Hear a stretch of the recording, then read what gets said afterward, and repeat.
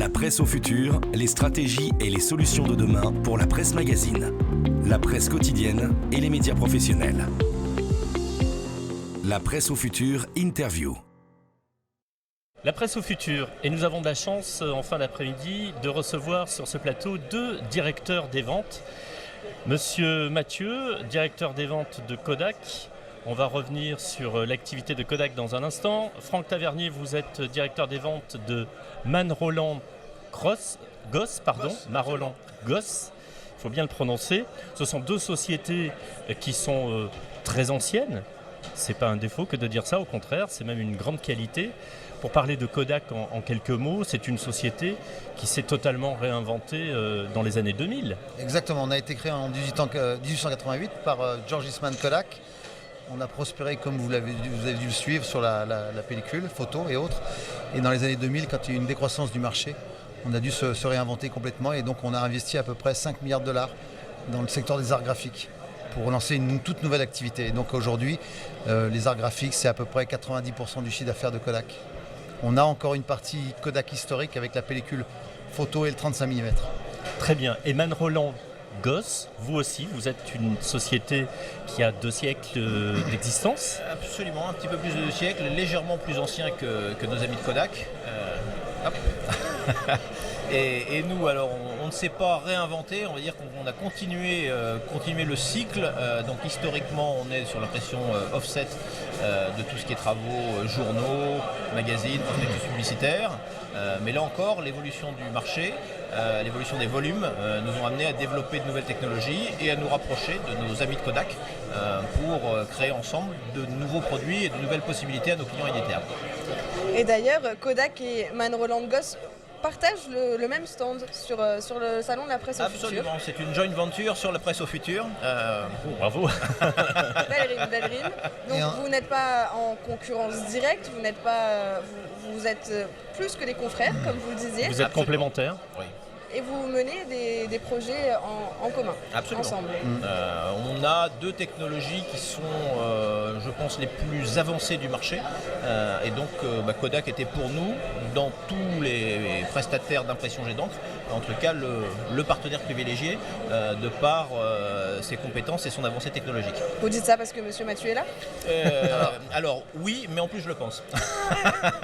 Ça c'est dit. Moi j'allais rajouter que Manroland aujourd'hui est la seule machine de finition qui va à la vitesse de notre imprimante, qui est de 300 mètres minute.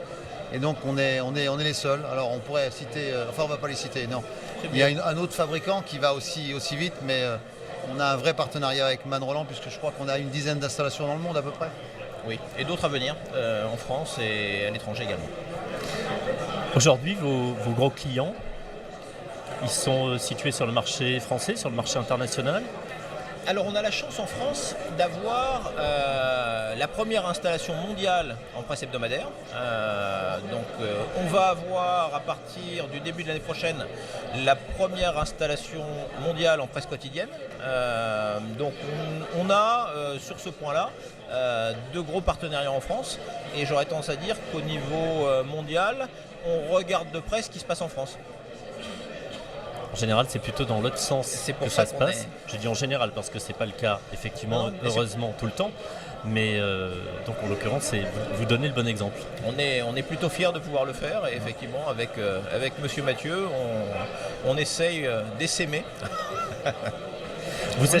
On essaye de sauver le soldat journal qui malheureusement subit une décroissance de son lectorat. Et alors justement, votre vision là-dessus, puisque le thème de ce salon, c'est la presse au futur. Vous, en tant que représentant de Manroland Goss et de Kodak, vous le voyez comment, l'avenir de la presse ? Alors, on va essayer autant que faire se peut de se rapprocher des possibilités du web. On arrive quand on a sur notre smartphone, on fait un peu ce qu'on veut, on va chercher tout type d'informations. Et à force, les gens nous connaissent et vont nous donner de l'information qui nous intéresse. On va essayer de faire la même chose sur ce type d'application, c'est-à-dire on pourra effectivement vous présenter. Donc c'est un hebdo qui va être édité en 4 versions différentes, donc sur un bassin géographique. Je ne sais pas si on voit, enfin bon, je vous laisse faire. Hein. Et l'idée, c'est effectivement de pouvoir, et on va le voir sans trop perdre de temps, la possibilité, bon c'est pas grave, Oui, on va pas feuilleter toutes les pages, mais à vous allez nous l'abonné expliquer de le choisir son contenu. C'est-à-dire s'il est intéressé par les faits divers, on lui mettra une pagination orientée, enfin avec plus de faits divers. S'il aime le sport, il pourra choisir le sport. Et bien entendu, il aura son édition qui est propre à son bassin géographique. Ça veut dire quoi? Ça veut dire qu'on va avoir une variation dans le contenu éditorial, mais aussi une variation au niveau de la publicité. Je m'explique. Par exemple, Aumont à la Une va travailler directement avec le concessionnaire Renault d'Aumont à la Une et pas celui de Valenciennes. Donc en fait, ça va permettre à l'éditeur de multiplier sa publicité par 4. Une publicité qui vendait, je dis n'importe quoi, 500 €, il va peut-être pouvoir la vendre 4 fois à 200 €. Avec des résultats bien meilleurs, puisqu'on aura une proximité du lecteur. Est-ce que c'est avant tout une idée qui va séduire la PQR? Alors, on a pour l'instant des sujets qui sont un petit peu complexes, qui est donc le fait que les presses numériques ne vont pas à la vitesse des presses Man Roland, et donc il faut, comme le disait Franck, avoir des volumétries qui vont tourner aux alentours de 15-20 000 en une nuit. Donc ça, c'est un volume qui est tout à fait éligible. Après, il y a aussi un problème de logistique, de pouvoir avoir des volumes suffisamment conséquents, importants. Donc c'est toute une logique. Il y a aussi une logique financière. Il ne faut pas se leurrer, l'impression numérique est un peu plus chère, et je devrais dire même beaucoup plus chère malheureusement, pour x, y raison, on n'aura pas le temps de le développer, que l'impression offset. Donc voilà, il faut en fait un bon alignement des planètes pour permettre l'implantation de ce type. Mais on est conscient que ça prendra du temps, mais on a déjà en France 2 installations, une dans le nord et une bientôt à Montpellier. C'est d'ailleurs ce que vous présentez sur le salon de la presse au futur actuellement. C'est une des expériences, un des projets qui a abouti, un hebdomadaire qui Absolument. est devenu un quadruple hebdomadaire. Absolument, donc la société Sogé Média, qui a donc son imprimerie donc à Avennes-sur-Helpe, qui s'appelle Digitaprint, qui a acquis, comme on le disait en début 2016, va installer début 2016 la solution donc Kodak et Man Roland, et qui imprime maintenant une vingtaine d'hebdos non-stop. L'impression commence le lundi matin et finit le vendredi soir, et avec du contenu variable à chaque fois. Et les internautes vont sur leur site internet pour voter pour leurs articles préférés. Ils peuvent consulter, bien entendu, avoir leur édition papier personnalisée, mais aussi opter pour une édition purement numérique s'ils le souhaitent, ou les deux.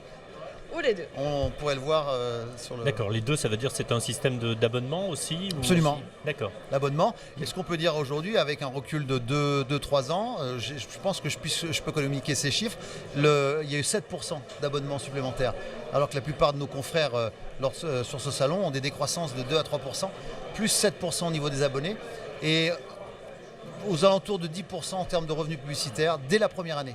L'abonnement, on a l'impression que c'est la clé, parce que depuis ce matin, on reçoit un certain nombre de professionnels de la presse qui travaillent vraiment là-dessus, essayer de fidéliser, d'augmenter le nombre d'abonnés de leurs journaux.